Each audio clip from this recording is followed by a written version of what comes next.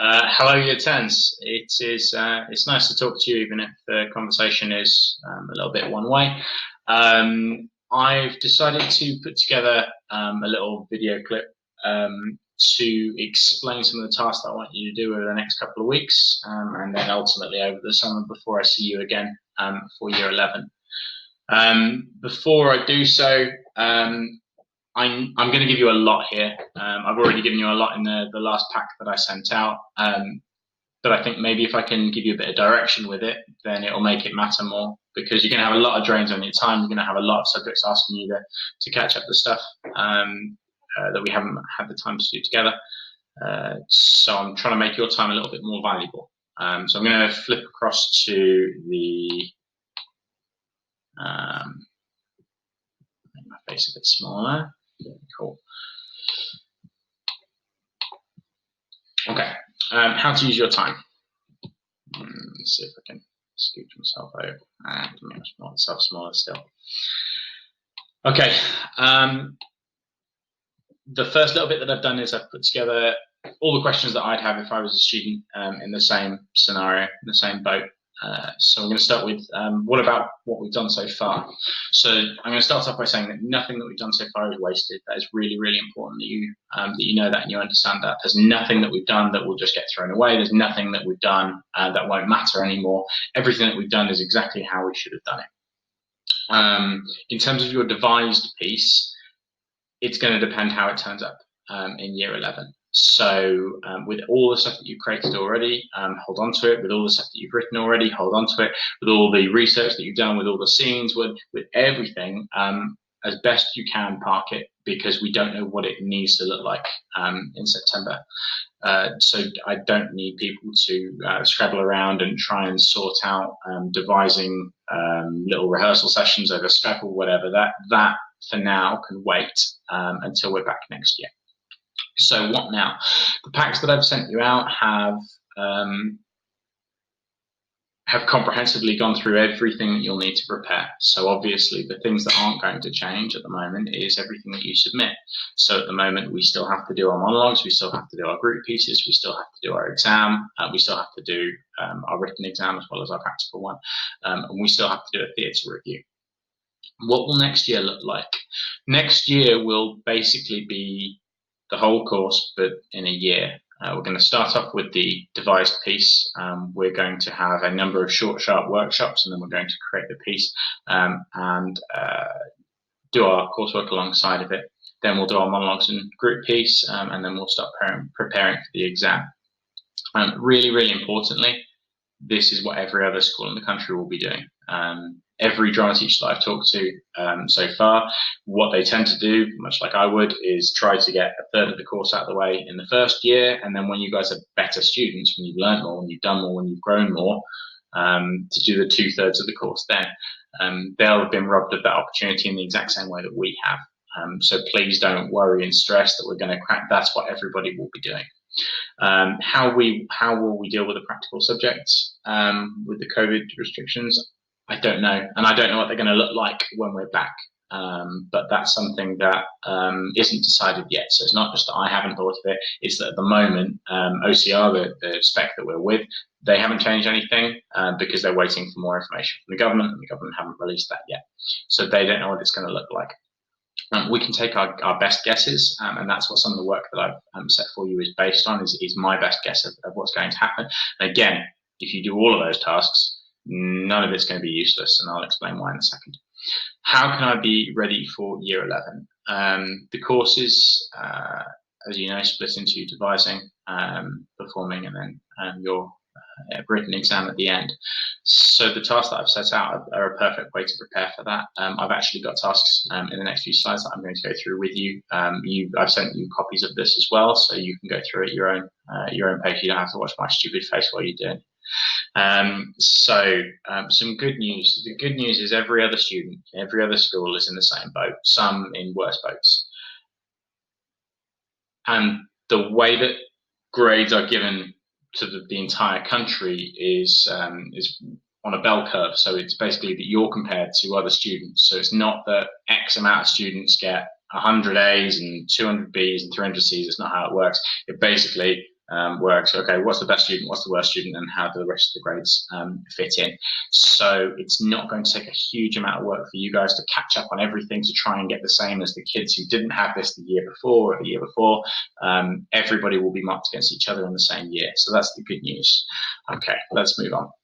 The basics, what you know about the course. So you know that the devising piece is the first thing that we're going to be doing. It's 30% of your GCSE, including the coursework. By the way, the coursework that you've got, don't throw it away, don't change it, don't whatever. Even if your piece ends up looking entirely different, something very important for you to know is that the person marking the coursework is not going to see any of those lessons. Not going to see any of the lessons. They're not actually going to see necessarily the performance itself. There are lots and lots and lots of things that they're going to have no idea of.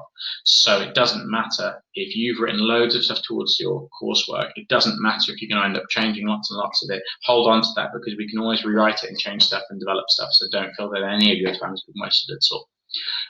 The performing thing, I don't know what it's going to end up looking like. Because at the moment they've written the exam spec as it would, that we have a visiting examiner. I don't think that they're going to risk that, because obviously then they're responsible for sending someone that they don't need to, because they could film it. It doesn't change a huge amount. It just changes like tiny little elements about the performance kind of style that you need to do to perform to a camera, but that's something that we can go through. So I wouldn't feel too worried and stressed about that. The coursework that you submit for that is the same. Again, I've included that in your packs, but I'm going to, if I remember, I'll try and include it in this video as well. And then we move on to the written exam, which again, I don't imagine is going to change a vast amount. What will change is that the theatre evaluation won't have to be a live one. It will be able to be a live digital one. They probably won't allow it to be like a historical one, like a just DVD of this and have a look. It will probably need to be a live one, but we'll cross that bridge when we come to it. At the moment, we just do not know. So the criteria for the devising piece. So you know that you have to create a 2,000 word devising portfolio, and you know that that's split into research, development, reflection. There's nothing stopping any of you from doing some of those things now. Ultimately, you're going to be showing and they keep using this word in the exam spec, the journey that your piece has been through. So when you're, if you choose to be writing your devising portfolio at the moment, don't mention the COVID thing, it doesn't matter. Don't mention the amount of time out, because that will be true for every single person submitting this piece of coursework. Just write about the development of your piece and how it's changed and how it's flowed, and what differences you made and how it's worked from there. The reflection, leave, because you guys haven't performed yet. So I'm not expecting this to be any more than, say, 1,000, 1,500 words, which some of you have already surpassed and gone through. Okay. So if you choose to do this first task, the research task, these are 4 things that I've written. Obviously, you may have your own. So the first thing is to look for links. One really nice thing about doing the coursework in this way is you already got some stuff developed. So there's nothing from stopping you going backwards and saying, okay, well, what stuff would it have made sense for me to research and to look into, and blah, blah, blah, blah, blah. So the first thing is the coursework you've already got. Look for links, and then look to go almost backwards in time and research those things to help inform you, because it'll help the development of your piece anyway. Write up any notes that you've got. Part of this is just remembering stuff. Part of it is having it in a format that's really easy to chop and change and move stuff around. And I said, none of this is wasted. So if we end up doing something entirely different, there's no reason that your coursework has to be thrown away and come back. And if it's written up, then we do have to do that, because there are lots of tiny changes that we need to make. But if it's typed up, then it makes it very, very easy to switch that around. Improving on it, I don't think you need anything from me in regards to that, and the research that I've already mentioned. Great. So development.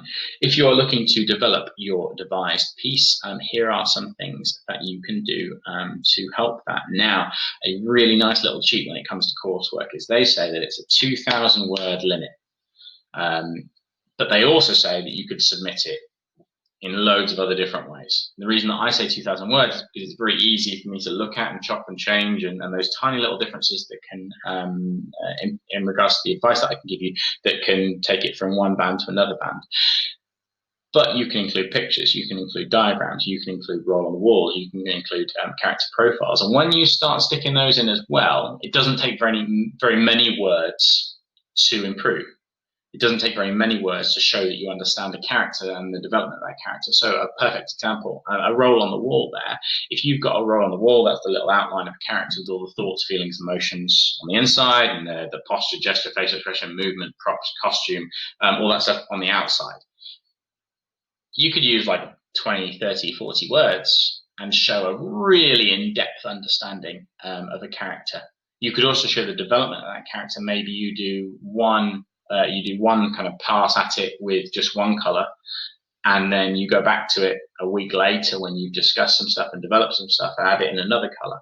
And then maybe you do it a week later and you cross some things out and add some stuff and change some stuff. And that's a way that historically I've had students use to show the development of their piece as it goes through that journey that they talk about. You know what role of the wall is, you know what character profiles are, name, age, weight, etc. Lighting design, showing what it looks like on a stage. Staged, let's move my stupid face. Not go backwards in time or anything. Stage diagram, so show me what it'll look like on stage, where your props and costume and things are going to be. An emotion chart is a really interesting one. I'm going to try this because I haven't used this thing before. Let's see if I can do this, because it might make it a bit easier if I can. Yeah. So if you had something like this, an emotion chart, and you could say, okay, well, at the beginning, I'm going to write anger, for example, and he's screaming at her at the beginning, so it's going to be like that. And then they have a really loving scene, so the anger is going to go right down there, and then it's going to stay down there for a while, and then they're going to have an argument, and it's going to escalate in scene 4, and then maybe murders or whatever changes, and you can show the kind of peaks and troughs in one particular emotion. You can do that with different characters, you can do that with different emotions, and again, that doesn't include any words, so there's nothing stopping you going, ha, here's a really clever emotion chart that they've done to show the development of blah, blah, blah, blah, blah, and just slot it in with everything else. What's really nice about that is it can help you identify bits that you know need to change. So you could say, man, there's a lot of screaming and shouting at this particular bit here, and there's no let-up. Is that going to work? Is that why it just feels tired and blah, blah, blah, blah? So that's why it's a really useful developmental strategy for you to use. Writing up your notes, again, we've been through that. Develop a new scene. Come up with an interesting scene based on what you've got already and say, okay, in September, bam, here's a scene ready to go. You're playing this character, I'm playing this character, and see where it takes you. See, because you could save your group an enormous amount of time, because sometimes, as you know, it's 20 people in a kitchen all trying to cook lunch, and sometimes you just need one person to have a little bit of time and space to come up with something interesting. Writing a role, so if you were playing a character, you think about that character, you get ahead of that character, and then you write a diary entry, or then you say, okay, well, after this scene, what happened? I went away and I wrote about this. That's a really useful strategy to use as well. Okay, so moving on, reflection. You can do a bit of this. I said at the beginning that I don't really need you to, but if you've got something that you've already written in regards to your reflection, here are some things that you can do. So you can reflect on a failure in the development of your piece. They're not expecting these to be perfect. They're expecting these to be done by kids, by year 10s and 11s. Saying that you had no mistakes at all doesn't show that you're a great actor or actress. It shows that you're not aware of the mistakes you've made. That's also true of all other walks of life, by the way. Reflect on failure, reflect on any major changes that you've had, reflect on any major challenges. Again, don't mention the COVID thing, doesn't matter. Everyone will do the same thing, so it's not worth it because you're not going to get marks for it. Suggestions to improve, maybe that's something that we need to wait on. So I would mainly focus on the two that I went through, research and development, if you're interested in improving your devised piece over the time that we have away from each other. Okay, so on to the bit that made me interested in drama, presenting and performing stuff. So your success criteria are create and develop ideas to communicate meaning for a performance, and apply theatrical skills to realize artistic intentions in a live performance. That bit there, artistic intentions, that's what you're going to be writing about in your little piece of coursework that I will show you in a second before we move on to the next thing. So I've given you your roles, I've given you your characters, and I've given you your lines. That was in the last pack that I sent out. We've studied the play, DNA. You should know it. That's not an accident. That's not happened by chance. I would never want any actor to go up on stage to an audience to show them something that they've only read a few words of. It's not going to be an interesting performance. It's not going to be because there's no information there yet. So preparation for this. Probably a bit more interesting for you guys. So again, if I was a student sat at home and I was trying to improve on one particular topic, and that was drama, and I was bored of the writing stuff, then here are some things that you can do. So again, a role on the wall, great way of developing a character profiles, costume design. You can develop your own costume for that character you think that would suit, and then make sure that you're explaining why. Again, that helps you develop that character. A diagram of where you're going to move on stage, because a lot of people make the mistake, especially in monologues. I've sitting in that one particular space. An emotion chart, because you need to make decisions about this piece. You need to make decisions about when your character is going to be angry during this scene, or when they're going to be sad, or when they're going to be happy, or what's going to change, or when they're going to realize something. Rehearsal strategies.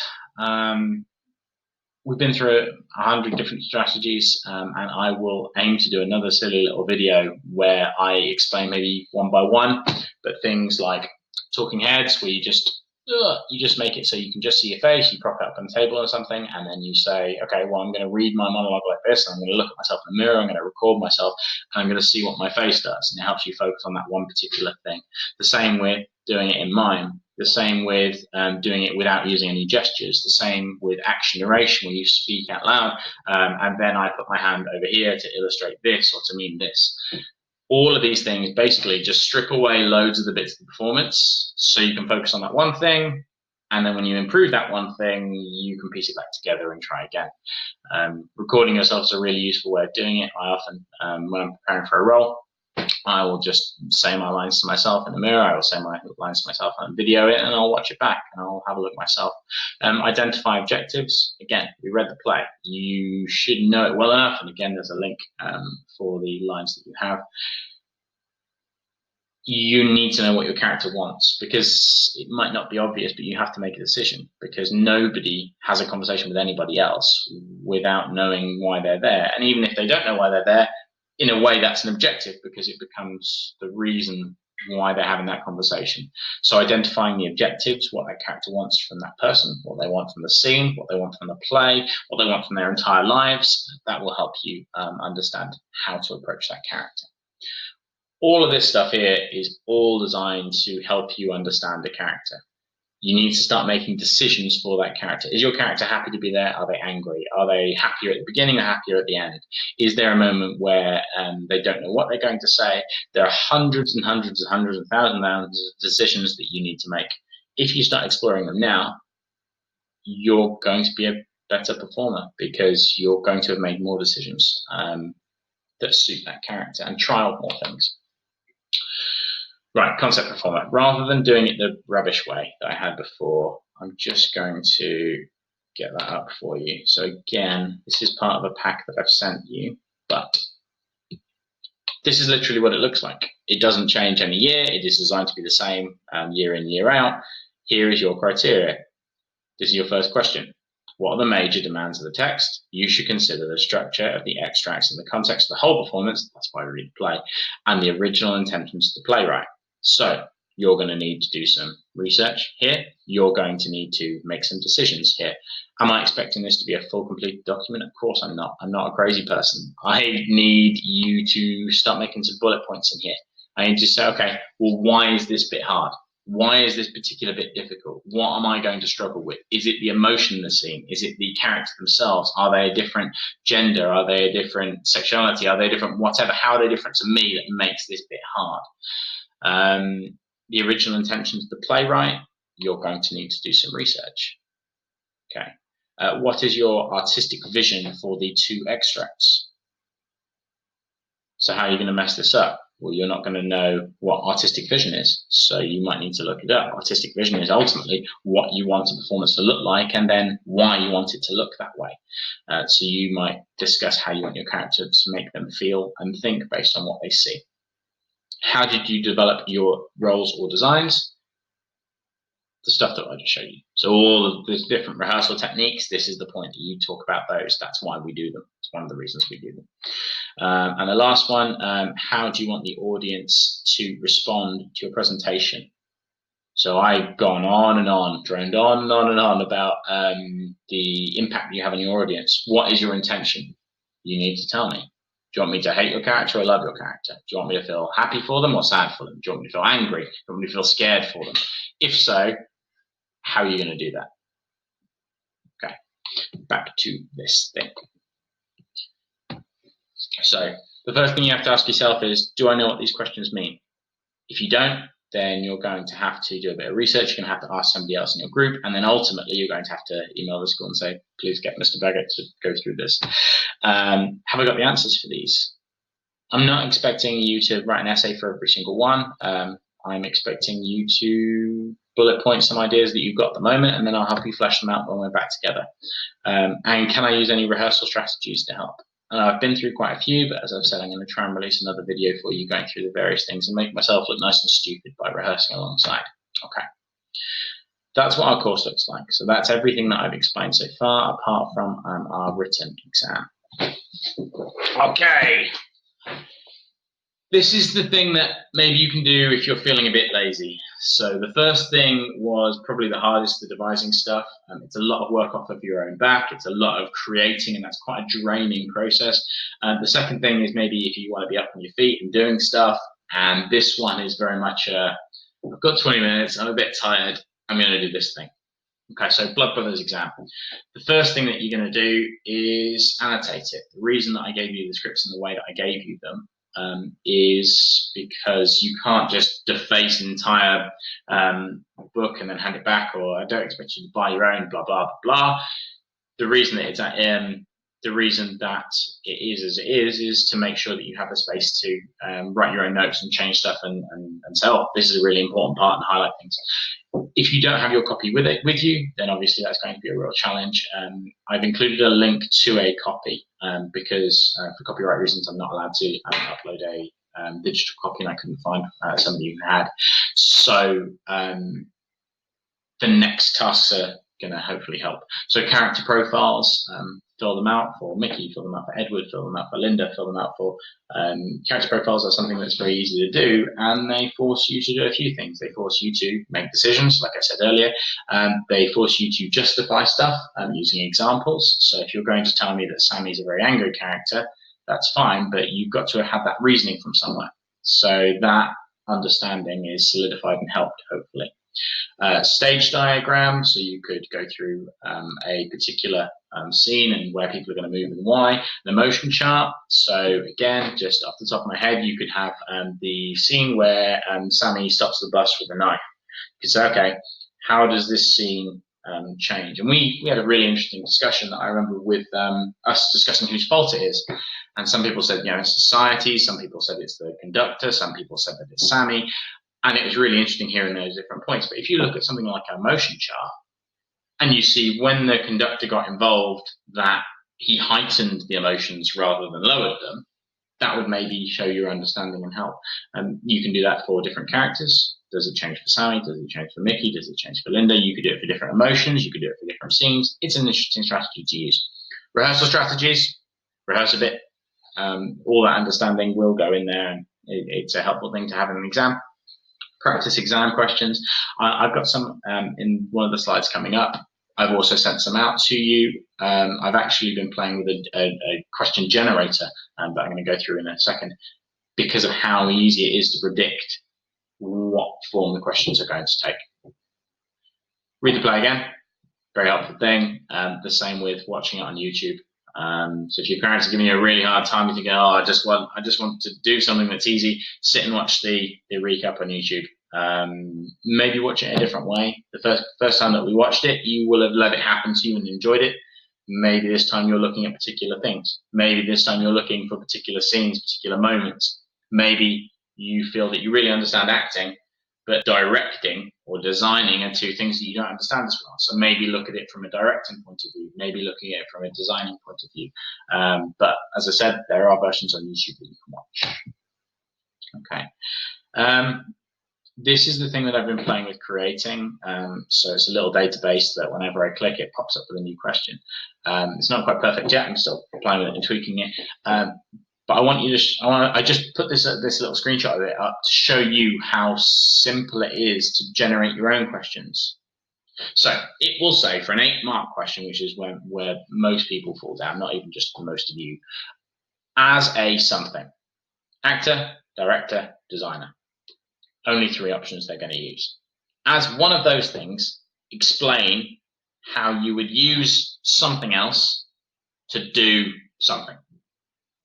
So the ones I've got here: as an actor, evaluate how you use proxemics, the distance between relationships, between characters to create relationships, in creating audience impact. Okay, so how do you fall down in this bit? How do you, what mistakes do you make? I knew this would happen. I knew it would mess up my. If you don't know what an actor does, I'm going to get rid of that for a second. If you don't know what an actor does, you can't answer questions about what an actor's going to do. If you don't know what a director does, you can't answer questions about what a director's going to do. If you don't know what a designer does, blah, blah, blah, blah. So the first thing you need to make sure you understand: what does an actor do? An actor acts. An actor takes some lines, takes some words, takes whatever the director tells him to do, and bonds with the audience and delivers what messages they're told to deliver using their acting ability. A director has an intention, they have a thing that they want to do, and then they use all the different tools that they've got to deliver that. So, easy example: you want your audience to be scared. Okay, well, that needs my actors to act in this particular way, but it also needs my lighting to happen in this way, it needs my sounds to happen in this way, it needs all of these different bits to come together, and then you talk about the timing and the ways that it works. Okay?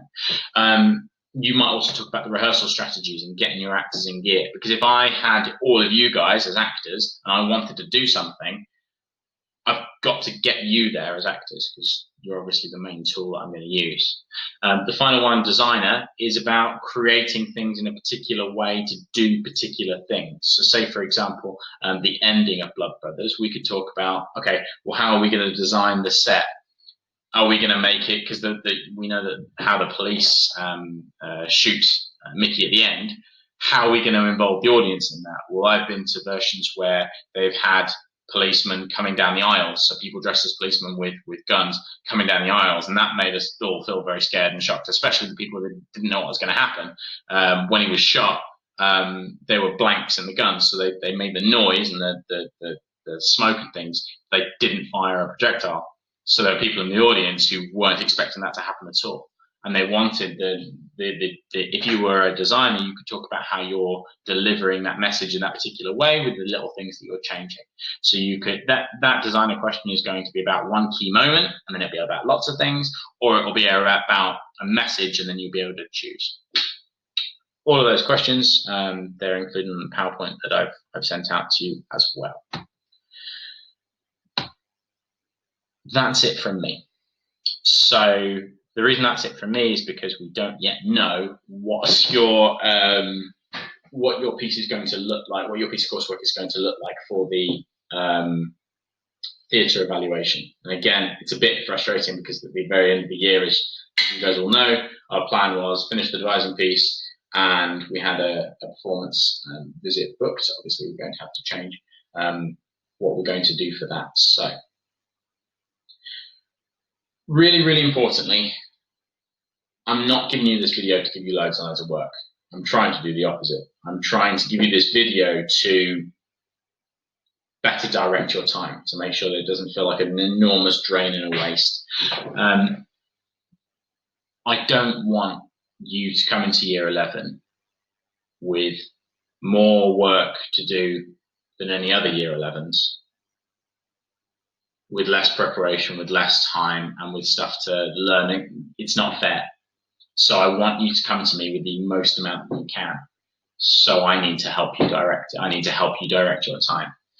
We're going to be breaking down the course. We're going to be doing devising. We're going to be doing performing, and then we're going to be doing your coursework as is my plan over a 2-year course anyway. I just need you guys to turn up in year 11 happy and healthy and ready to learn some stuff. I don't want to be trying to catch up with you with also teaching you new stuff, with also it's going to be a very difficult year for everybody, and I want to make it as easy as possible. So the more that you do now, hopefully the less we'll have to do under really tight circumstances in regards to time. I hope you're all happy. I hope you're all healthy, and I hopefully I'm coming in on Friday, and I'll hopefully see a few of you before the end of the term. But for those of you who I don't, I hope you have a lovely, if very strange, bit of time off. It will be lovely to see you guys again. I just hope I don't have to do too much whinging.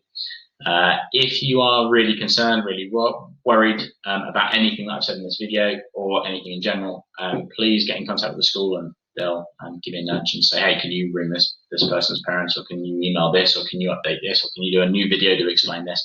And I'm more than happy to do that stuff. So I will see all of you guys soon. Thank you for getting to the end of this, and take care of yourselves. Okay, bye.